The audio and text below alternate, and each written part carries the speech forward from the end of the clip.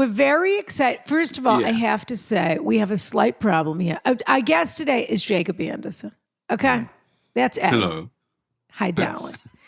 Here he is. He's as cute as he is nasty. Let's put it that way. He's eating people for a living and everything else. That is disgusting, to be honest with you. Naomi. I mean, being a vampire can be sexy, but it can also be disgusting. Let's be honest. I hate to bring up Naomi so early in the broadcast, Brian. Brian and Naomi are sort of on the outs, Jacob, which is... It's morning here. It's difficult for our audience. I really, honestly, Rana, I'm ready to shut this down and go back to bed.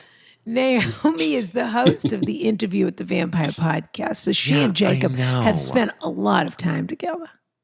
I'm aware of what she does. The very dear, close friends, Brian, on a level. Well, Jacob, all I know, I was supposed to do a show in New York last night, and then the theater caught on fire, basically, and they canceled the show. And Naomi sent me a text, and it was so dripping, but she was like, "I'm so sorry to hear about your show." It was like a smiley emoji, basically. She's so rude. She's a really bad person. Well, I think she has an appetite for drama. You know? She certainly does, Jacob. Yeah. She certainly does. In any event, Vampire, which is on AMC or AMC Plus, I think is the streaming platform, but it is currently on Max. That's what they're calling HBO now. Max.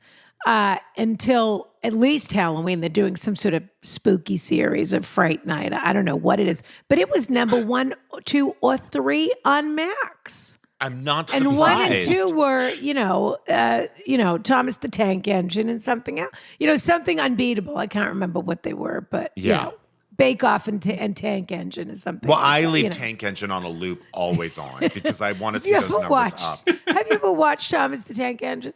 No, but is that the one with like Alec Baldwin voices a character or something crazy? I watched 11 seconds of it, and I thought my brain was going to explode. I can't believe they show that to children.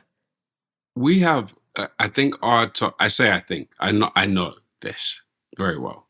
Our Thomas the Tank Engine has Ringo Starr.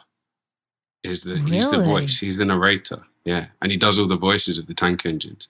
So he's I'm so glad he's getting that. I'm so glad he's getting that voiceover money. I'm so glad he's not getting it for singing. Another voice artist. I'm so glad.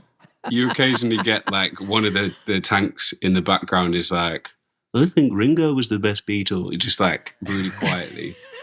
But he does a good job. From that, it's seamless. He's great. I'm so happy that he made it through the pandemic. I didn't know if he and Barbara Bach, former Bond girl, not for one and only Jewish Bond girl, Barbara Bach, made it through the pandemic on the Thomas voiceover work.